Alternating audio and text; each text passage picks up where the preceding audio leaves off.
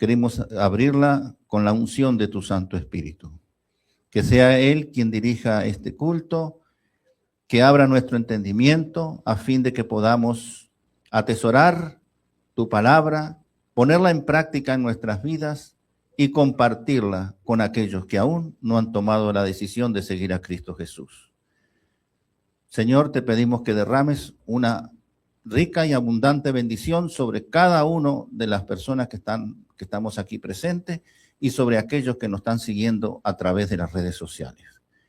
Todo esto te lo pedimos y te lo agradecemos por Jesús nuestro Señor. Amén. Pueden tomar asiento, hermanos.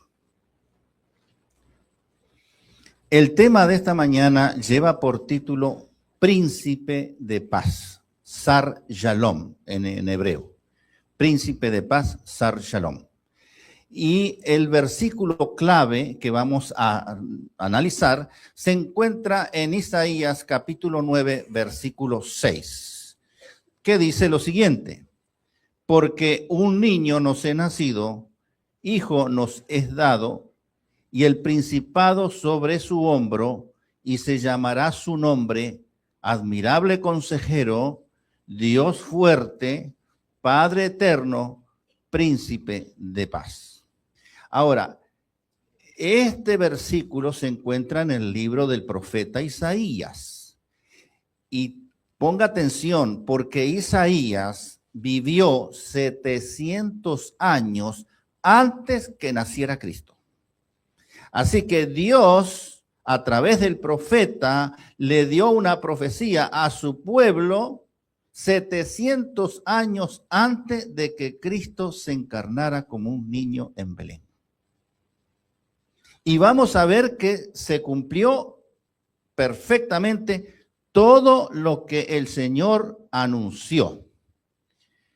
En el Nuevo Testamento se identifica claramente a Cristo Jesús como el perfecto cumplimiento de esta profecía de Isaías 9:6. Allí se anuncia la encarnación de Dios como el tan ansiado y esperado Mesías, porque un niño nos es nacido, dice allí la primera parte del versículo. Un nacimiento que sería milagroso, un nacimiento especial, el cual demuestra a la humanidad del Mesías. El Mesías iba a tener naturaleza humana, pero también divina. Es decir, el único ser en el universo que tiene doble naturaleza es Cristo Jesús. Es Dios, tiene naturaleza divina, pero también es humano, tiene naturaleza humana. Por eso, Cristo nació como cualquier ser humano, cumpliendo otras de las profecías de Isaías que se encuentra allí en Isaías capítulo 7, versículo 14, donde dice lo siguiente: por tanto, el Señor mismo os dará señal. He aquí que la Virgen concebirá y dará a luz un hijo y llamará su nombre Emmanuel. Al igual que en el Nuevo Testamento, nosotros vamos a ver que el ángel anuncia a José en sueño justamente que de este nacimiento milagroso, de este nacimiento virginal, que su futura esposa, María, estaba que iba a dar a luz, pues. Y nosotros lo encontramos en Mateo capítulo 1 del versículo 21 al 23. En sueño, José, el futuro esposo de María, recibió este mensaje. Y el ángel le dijo: y dará a luz un hijo y llamará su nombre Jesús, porque él salvará a su pueblo de sus pecados. Todo esto aconteció para que se cumpliese lo dicho por el Señor por medio del profeta. ¿Qué profeta? Isaías. ¿Cuántos años antes? 700 años antes. Cuando el profeta dijo: he aquí una virgen concebirá y dará a luz un hijo y llamará su nombre Emmanuel, que traducido es Dios con nosotros.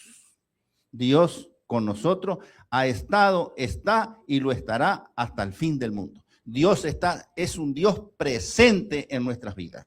Eso es lo que nosotros tenemos que tener en cuenta. Al momento del alumbramiento, el ángel del Señor se le presentó también a los pastores que estaban velando en la noche por su rebaño, y eso lo encontramos en Lucas capítulo 2, versículo del 10 al 12.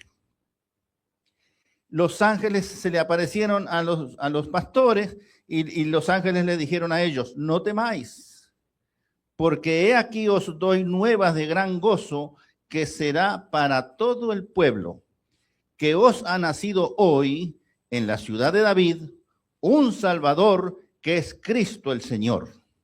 Esto os servirá de señal: hallaréis al niño envuelto en pañales, acostado en un pesebre. Generalmente los niños nacían y estaban acostados, ¿dónde? En una cama. Pero este niño era especial porque este niño estaba acostado en un pesebre. En el Nuevo Testamento confirma que el Señor Jesucristo nació como un niño prometido, con una identidad divina y con una misión de salvación, de salvar a la raza humana caída, de salvar a todo hombre y mujer de todas las épocas. Es decir, para salvarnos a nosotros ahora en el presente. Y entonces debemos estar realmente agradecidos con Dios y bien bendecidos con Dios cuando nosotros nos entregamos a Cristo, porque cuando nosotros recibimos a Cristo en nuestras vidas, Él nos salva y nos da el perdón, la salvación y la vida eterna. Por consiguiente, Cristo en su nacimiento adquiere naturaleza semejante a la nuestra. Y eso hace posible que el Señor pueda sentir lo que nosotros sentimos. Cuando nosotros estamos tristes, cuando nosotros estamos alegres, cuando nosotros estamos ansiosos, cuando estamos deprimidos, cuando estamos exaltados. Bueno, todo eso lo conoce el Señor porque Él adquirió nuestra naturaleza humana. Y hay un versículo allí en Hebreos capítulo 4, versículo 15, donde dice: porque no tenemos un sumo sacerdote, refiriéndose a Cristo, ya no como niño, sino como adulto, como sumo sacerdote, que no se pueda compadecerse de nuestras debilidades, sino que Él fue tentado en todo, así como nosotros somos tentados, pero con la diferencia que Él no pecó. Él fue tentado, sí, pero no pecó. Y nosotros a veces cometemos el error de ceder a la tentación y entonces transgredimos la ley de Dios. Veamos ahora su misión, la misión divina. En el Nuevo Testamento, la frase "hijo nos es dado", volviendo al versículo de Isaías 9:6, cuando dice "hijo nos es dado", nos habla de la preexistencia y la deidad del Mesías. El Hijo eterno del Padre es dado, no es creado. Dios el Padre dio a su Hijo unigénito, como lo dice allí Juan 3:16, porque de tal manera amó Dios al mundo. Cuando dice que amó al mundo, es decir, amó a todos los habitantes del mundo, que ha dado, es decir, que dio a su Hijo para que todos aquellos personas, hombres y mujeres, se acercaran y se entregaran a Cristo Jesús, obedecieran a Cristo Jesús, permanecieran en Cristo Jesús durante toda su vida, no se iban a perder, sino que iban a recibir la vida eterna en Cristo Jesús. El Señor Jesucristo no comienza a existir en su nacimiento aquí en la tierra. El Hijo eterno existía antes de nacer, tal como lo dice Gálatas 4:4 y otros versículos que vamos a leer. Gálatas 4:4 dice: pero cuando vino el cumplimiento del tiempo en la agenda de Dios, en la programación que Dios tenía en su plan de salvación, cuando vino el cumplimiento del tiempo, Dios envió a su Hijo, nacido de mujer y nacido bajo la ley. Cristo ya existía antes de encarnarse como un bebé en esta tierra. existía en la forma de Dios. El Hijo Eterno era con Dios y Él era Dios, dice Juan 1:1. Si ustedes van y leen Juan, capítulo 1 de Juan, el versículo 1 dice que Él era el Verbo y el Verbo era con Dios y el Verbo era Dios. Y en el versículo 14 del mismo capítulo de Juan, dice que ese Verbo fue hecho carne y habitó entre nosotros. Es decir, que se hizo hombre, habitó en el mundo como todo ser humano. Y vino y vimos su gloria, gloria como del unigénito del Padre, lleno de gracia y de verdad. Con estos textos que hemos acabado de leer, y sobre todo Juan 3:16, nosotros vemos que la salvación es un regalo de Dios, es un don de Dios, no es algo que nosotros, por medio de nuestros propios méritos, podamos alcanzar. Nosotros queremos ser salvos, entreguémonos a Dios porque Dios nos da su gracia, nos da su amor y entonces nosotros podemos alcanzar la salvación y la vida eterna. Usted no tiene que ponerse a hacer algo, alguna obra especial para que Dios lo salve. No, Dios lo salva por su gracia, porque Dios nos ama a cada uno de nosotros. Pero Él luego pone su condición. Debemos obedecer a Dios en sus palabras, en sus mandamientos y vivir en una vida armónica a su santa y divina voluntad. Continuemos con lo que dice Isaías 9:6. El principado sobre su hombre. Acuérdese el versículo que es de Isaías 9:6, porque un niño nos es nacido, hijo nos es dado. Ahora vamos a ver el principado sobre su hombro. ¿Qué significa esto? El profeta Isaías está prediciendo aquí, es decir, Dios está mandando el mensaje a través del profeta Isaías, que el Mesías, el Hijo Eterno de Dios, llevaría el gobierno, el reino y su autoridad. Cristo reina ahora, en este momento, en forma espiritual sobre su pueblo. Está reinando sobre su iglesia aquí, pero también está reinando en nuestros corazones cuando nosotros lo recibimos. Ahora, el cumplimiento también lo vamos a ver, que en el futuro el Señor va a reinar. Y Mateo 28:18 nos dice, y Jesús se acercó y le habló diciendo, se acercó a su discípulo diciendo, toda potestad me es dada en el cielo y en la tierra. Es decir, toda autoridad. Toda potestad me es dada en el cielo y la tierra. También dice en Colosenses capítulo 1, versículo 16, porque Él, es decir, porque Cristo, fueron creadas todas las cosas, las que hay en los cielos y las que hay en la tierra, visibles e invisibles, sean tronos, sean dominios, sean principados, sean potestades, todo fue creado por medio de Cristo y para Cristo, es decir, por medio de Él y para Él. Sin embargo, muy pronto, en el futuro, todos los redimidos, todos aquellos que hemos obedecido la palabra de Dios, todos aquellos que hemos buscado de Dios y hemos seguido a Cristo mientras el Señor nos da vida, tendremos la oportunidad de vivir en su reino eterno, en el reino de los cielos, un reino lleno de amor, un reino lleno de paz y de justicia. Cristo reinará y gobernará en todo el cielo y en toda la tierra.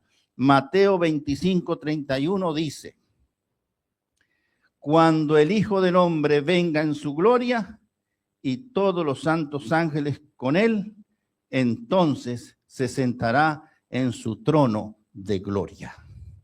Y Daniel 7:14 dice, el profeta Daniel, capítulo 7, versículo 14, nos dice que a Cristo le fue dado dominio, gloria y reino para que todos los pueblos, naciones y lenguas le sirvieran. Su dominio es dominio eterno que nunca pasará y su reino uno que no será destruido jamás.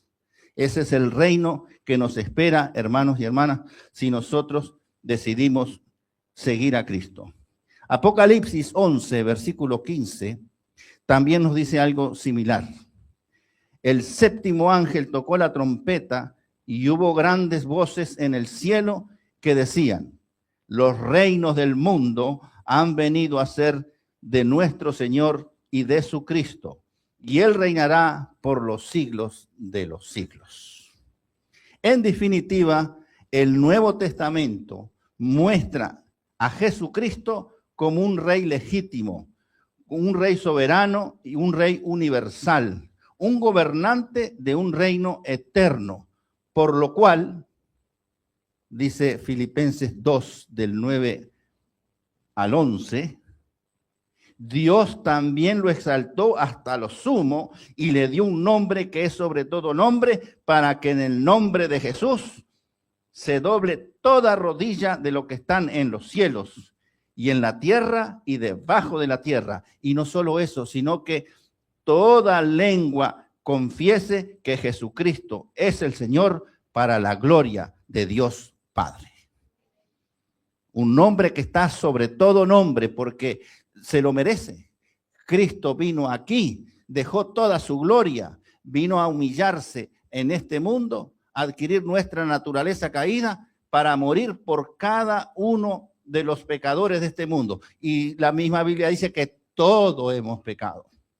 Así que vino a morir por cada uno de nosotros, por todos, para que nosotros pudiésemos alcanzar la salvación y la vida eterna. Ahora vamos a continuar con la partecita de Isaías 9:6, donde dice: y se llamará su nombre. A continuación vamos a analizar esos 4 nombres o títulos otorgados al Mesías. Cada nombre es una declaración profunda de la naturaleza y la obra de Cristo en la tierra. Su carácter y su naturaleza están revelados en estos 4 nombres o títulos mesiánicos compuestos, dados a Cristo en el versículo que estamos analizando, Isaías 9:6. Y entonces vamos a comenzar con el primero. Admirable consejero. También podría decirse maravilloso consejero o consejero sobrenatural, maravilloso en sabiduría. Este nombre encierra la idea de sabiduría, bondad y consideración. En Cristo se destaca la sabiduría divina, porque según Colosenses 2:3, Colosenses capítulo 2, versículo 3, es en Cristo en quien están escondidos todos los tesoros de la sabiduría y del conocimiento. Eso es lo que dice Colosenses 2.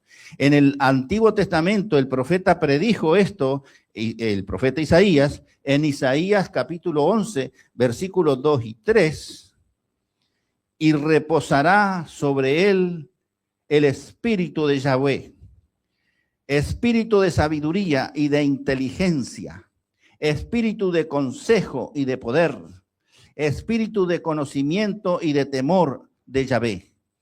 Y le hará entender diligente en el temor de Yahvé, y no juzgará según la vista de sus ojos, ni arguirá por lo que oiga sus oídos.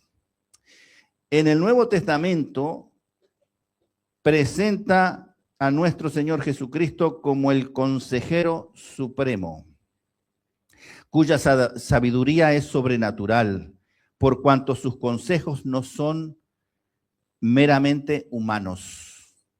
Las enseñanzas de Cristo causan asombro y autoridad. Cuando él hablaba en su época, las personas veían que Cristo tenía algo especial en su forma de expresarse, en su forma de hablar. Él tenía como autoridad, y allí eso está expresado en Mateo 7, versículos 28 y 29, que dice lo siguiente: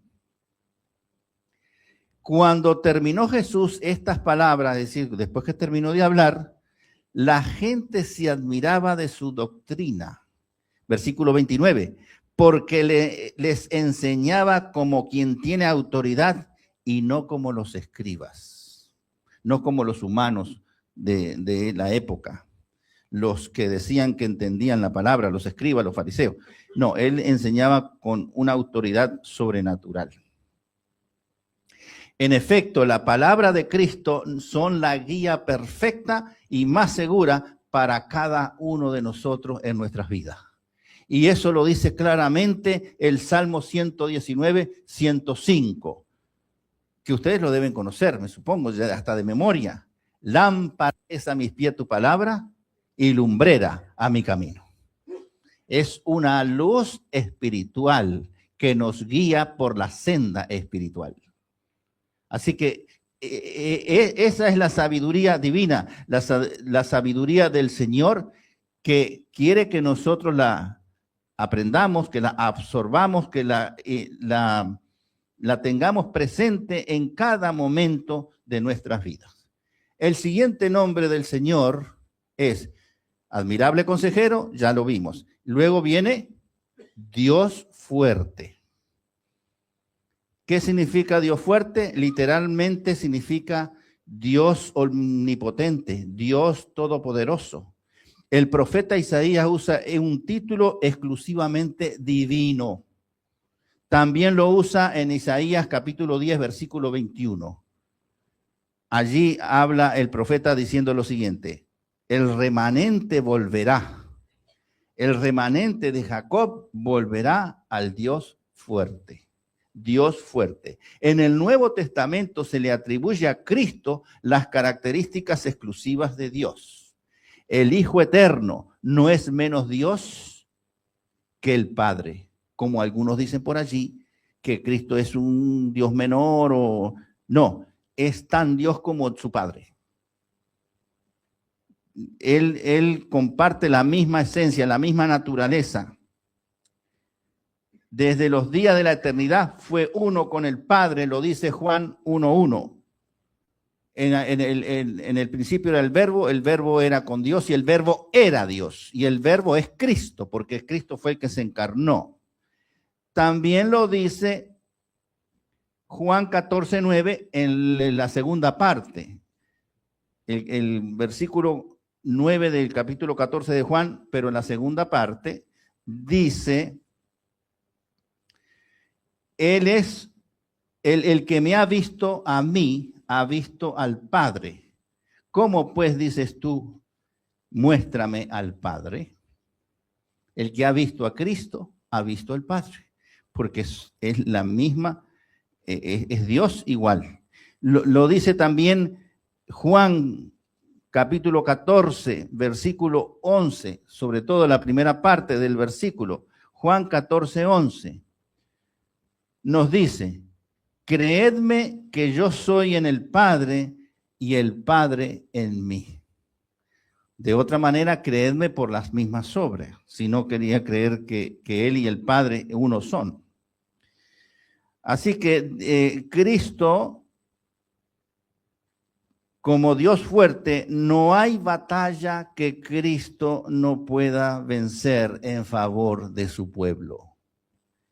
La palabra de Dios demuestra que el poder de Cristo ha sido victorioso sobre el pecado, sobre la muerte y sobre cualquier enemigo, y sobre todo el archienemigo, Satanás.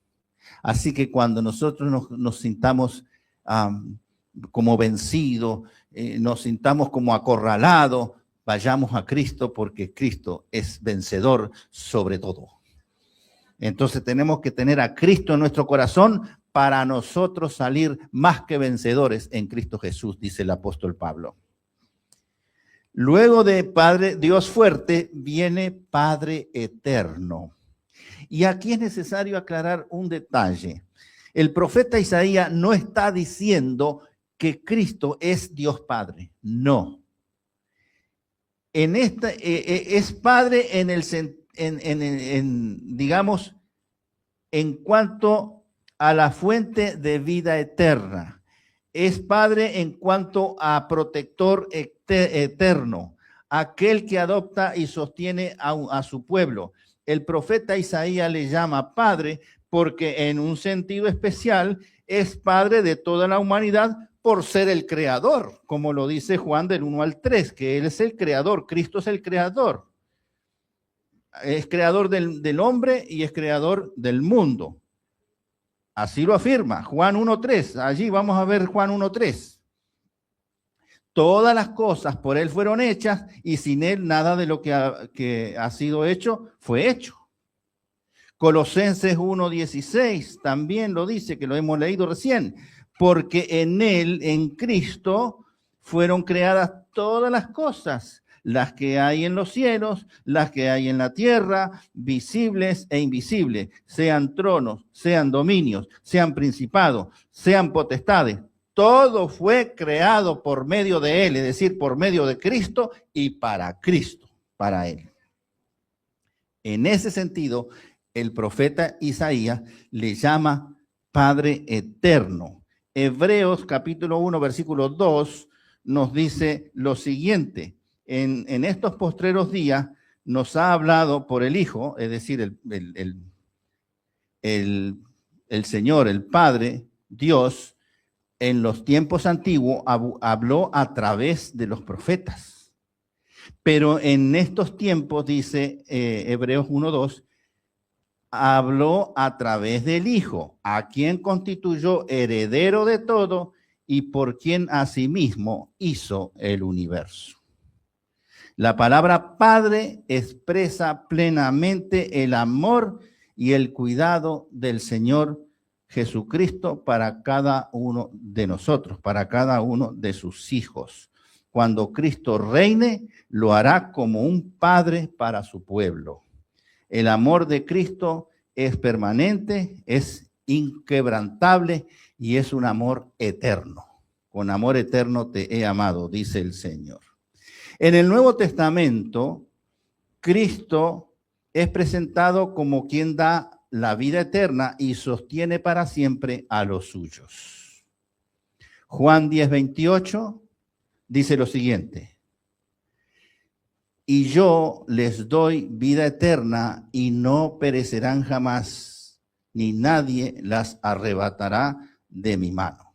Dice allí el Señor Jesús. En Primera de Juan, capítulo 5, versículo 12, dice, esto es maravilloso este versículo: el que tiene al Hijo tiene la vida, y el que no tiene al Hijo de Dios no tiene la vida, hermano. Si usted quiere vivir eternamente, busque de Cristo, porque sin Cristo no va a ninguna parte. Lo dice Juan 15:5. Separados de mí, ¿cuántas cosas tú puedes hacer? Absolutamente nada. Por eso es necesario ir a Cristo, entregar nuestras vidas a Cristo y vivir el resto de nuestros días según la santa y divina voluntad de nuestro Señor Jesucristo, que está plasmada en su palabra. Y para eso venimos aquí a la iglesia a congregarnos, para aprender más del Señor, para que nosotros podamos vivir en perfecta armonía con el Señor. Y ahora nos falta el cuarto nombre, el último nombre, porque es Isaías 9:6, dice, porque un niño nos es nacido, hijo nos es dado, el principado sobre su hombro, y se llamará su nombre, y aquí comienzan los nombres: admirable consejero, 1. Dios fuerte, Padre eterno, y ahora viene Sar Shalom, príncipe de paz. La palabra Sar significa príncipe, gobernante o líder supremo, y la palabra Shalom significa paz, plenitud, bienestar, reconciliación y orden. Efesios 2:14 dice, porque Él, es decir, porque Cristo es nuestra paz, que de ambos pueblos hizo uno, derribando la pared intermedia de separación. Y aquí habla de dos pueblos. ¿Qué dos pueblos está hablando allí? Ustedes saben que en el tiempo de Cristo existían los judíos y los gentiles. Y los judíos hacían acepción de persona. Toda la palabra de Dios era solamente para ellos, y los gentiles, los que no habían recibido el mensaje de Dios, no les importaba. Y Dios le había dado la palabra de Dios al pueblo judío para que ellos predicaran a las demás naciones acerca del Dios de Israel. Pero no lo hicieron. Y entonces había cierta enemistad. Pero con Cristo dice que derribó esa pared de enemistad que había entre judíos y gentiles, haciendo de los dos pueblos uno en Cristo Jesús. Entonces, nosotros ahora somos uno en Cristo Jesús. No importa dónde naciste, en qué condición naciste, si naciste multimillonario o naciste demasiado paupérrimo, que no tienes nada, no importa. Si estás en Cristo, somos uno en Cristo Jesús. Eso es lo que debemos entender con estas palabras que nos está diciendo aquí el Señor, porque el Señor no hace acepción de personas. Todo el que vaya a Cristo lo va a recibir. Y no importa qué pasado hayas tenido tú, qué problemas tuviste en el pasado. Si tú te arrepentiste y quieres comenzar una vida nueva en Cristo Jesús, pues lo que tienes que hacer es dar ese paso y decir, te recibo, Señor, en este día y quiero comenzar hoy una vida nueva en Cristo Jesús. ¿Ve? Pero esa es ya decisión tuya, no es decisión del Señor, porque el Señor lo hizo todo por adelantado para que cada uno de nosotros alcancemos la salvación y la vida eterna en Cristo Jesús.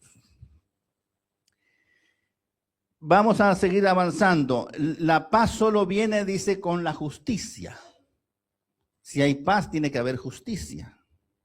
Isaías 32, versículo 17 y 18, dice, y el efecto de la justicia será paz. Y la labor de la justicia, reposo y seguridad para siempre. Y mi pueblo hablará en morada de paz, habitará en morada de paz, en habitaciones seguras y en recreos de reposo. Nuestro Señor Jesucristo es el Rey justo que imputa e imparte su propia justicia sobre los hombres y las mujeres. Cristo vino al mundo para impartir paz, y la paz que da Cristo es para tener paz con Dios. Romanos 5:1 lo dice. Justificados pues por la fe, tenemos paz con Dios por medio de nuestro Señor Jesucristo.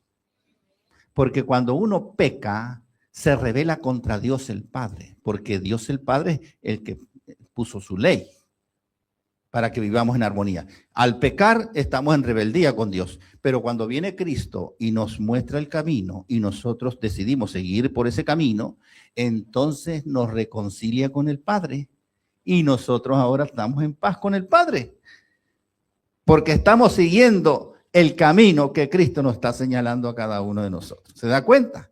¿Y cuál es el final de ese camino? Estar con Cristo por toda la eternidad. ¿Se da cuenta? O sea, ¿vale la pena seguir a Cristo?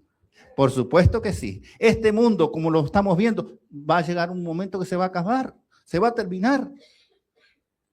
Pero el reino de los cielos va a durar por toda la eternidad. ¿Qué le conviene a usted?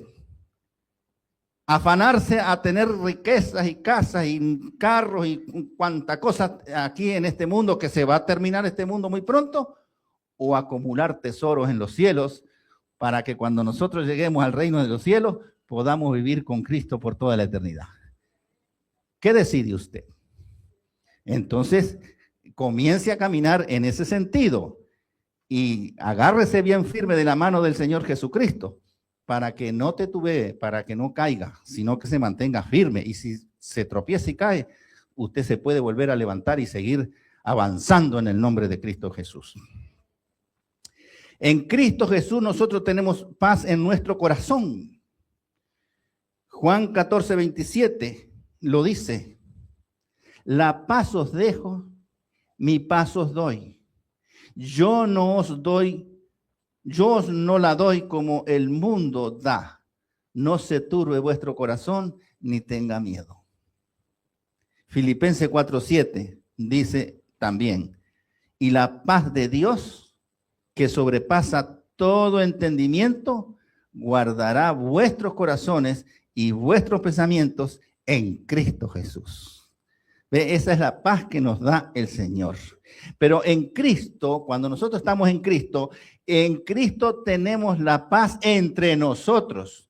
Primero tenemos la paz, fíjese, de usted con Dios. Luego tiene usted mismo en su corazón paz. Pero luego está la paz entre nosotros.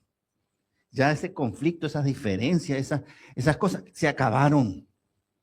Se acabaron. Ya hay paz y armonía.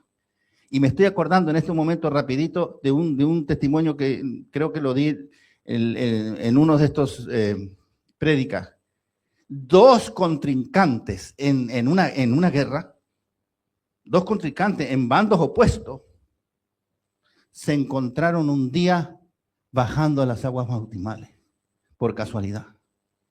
Y esos dos hombres se abrazaron y lloraban como niños.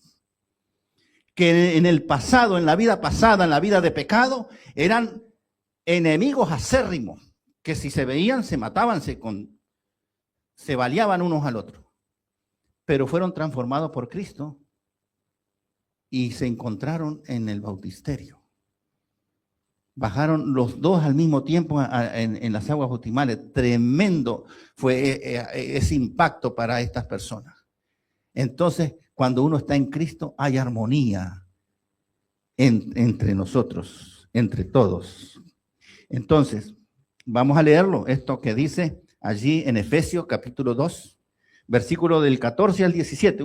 Está larguito, pero vamos a leerlo para que nos quede claro. Dice lo siguiente, versículo 14. Porque Él es nuestra paz. ¿Él a quién se refiere? A Cristo, porque Cristo es nuestra paz. Que de ambos pueblos hizo uno, ya lo vimos. ¿Qué dos pueblos eran? Gentiles y judíos. Que de ambos pueblos hizo uno, derribando la pared intermedia de separación. Vamos al 15. Aboliendo en su carne, en la carne de Cristo, en su sacrificio, aboliendo en su carne las enemistades, la ley de los mandamientos expresados en ordenanza para crear en sí mismo de los dos un solo y nuevo hombre haciendo la paz. Sigamos con el versículo 16. Y mediante la cruz reconciliar con Dios a ambos, es decir, a judíos y gentiles, en un solo cuerpo, matando en ellos otra vez las enemistades. Y el 17 termina diciendo, y vino y anunció las buenas nuevas de paz a vosotros que estabais lejos y a los que estaban cerca. ¿Quién eran los que estaban lejos? Los gentiles. ¿Y los que estaban cerca? Los judíos. ¿Ve? Entonces en Cristo se unieron y ahora son solo uno en Cristo Jesús. Así que, según ya se dijo que la paz solo viene con la justicia, el reino venidero, el reino de los cielos, será un reino de paz y justicia, tal como lo confirma Segunda de Pedro, capítulo 3, versículo 13. Segunda de Pedro, capítulo 3, versículo 13, que dice lo siguiente. Pero nosotros esperamos, según sus promesas, las promesas de Cristo, las promesas que están en la Biblia, cielos nuevos y tierra nueva en los cuales mora la justicia. Y si mora la justicia, ¿qué otra cosa va a morar? La paz, porque la justicia es, donde hay justicia hay paz. Es claro entonces que el único capaz, el único ser capaz de traer la paz verdadera en nuestras vidas, ¿quién es? Cristo Jesús. Conforme a lo que nosotros hemos analizado de este versículo de Isaías 9:6, el profeta Isaías concluye su anuncio de la futura era de paz con que una notable profecía acerca del gran príncipe de paz. En este mundo nunca se va a lograr paz. Les pregunto, ¿hay paz en estos momentos en este mundo? ¿En el pasado hubo paz? No. Siempre hay conflictos, siempre hay egoísmo humano que se guerrean por una cosa o por otra. Si es entre países o es dentro del país, o si es un grupo contra otro grupo. Y no hay paz, hermano. Pero Cristo nos promete un reino de justicia y de paz. Porque nosotros esperamos cielos nuevos y tierra nueva, donde mora, ¿qué cosa? La justicia y la paz. Nosotros hemos visto aquí durante el desarrollo de este tema, de este versículo, de esta profecía, 700 años antes de Cristo, acerca del futuro rey de esta tierra. ¿Quién es el futuro rey de esta tierra? Cristo Jesús, el cual va a reinar con amor, va a reinar con justicia, con paz y con santidad. Isaías emplea términos que no pueden ser aplicados a ningún gobernante humano, solamente es aplicable a Jesucristo, a nuestro Señor. No existe entonces sino una sola persona de todo lo que hemos analizado en todo el universo, porque no es solo en la tierra, sino en el universo, o sea, en los otros mundos no caídos, a la cual se le aplica de forma adecuada la descripción que hace el profeta Isaías en Isaías 9:6. Y esa persona no es otra que nuestro Señor Jesucristo, que es nuestro Creador, que es nuestro Redentor y que es nuestro Salvador. Y ahora les dejo esta interrogante para ustedes. Dios, a través de Jesucristo, dio una profecía al profeta Isaías, 700 años antes de cumplirse, de que en el futuro iba a venir el Mesías, Cristo. ¿Y se cumplió? Se cumplió. Y nosotros en esta época estamos celebrando ese nacimiento, aunque sabemos, como le dije hoy, no nació en esta época, nació antes. Pero no importa. El punto es que todo el mundo está celebrando ese nacimiento.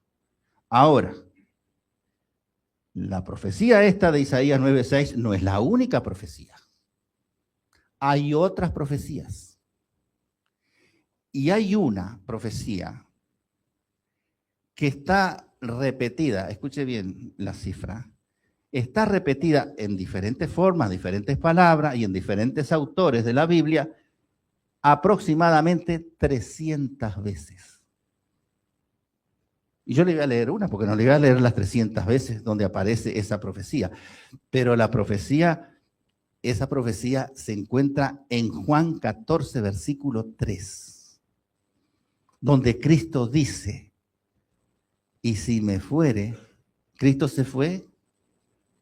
¿Cristo se fue al cielo? Sí se fue. Y si me fuere y os prepararé el lugar, ¿qué dice él? ¿Qué promete él? Vendré otra vez. ¿Tú crees en esa profecía? Entonces comienza a preparar tu vida para encontrarte con Cristo Jesús y ir a vivir con él por toda la eternidad. Que la bendición de Dios, del Padre, del Hijo y del Espíritu Santo descienda sobre cada uno de ustedes y permanezca siempre en el Señor.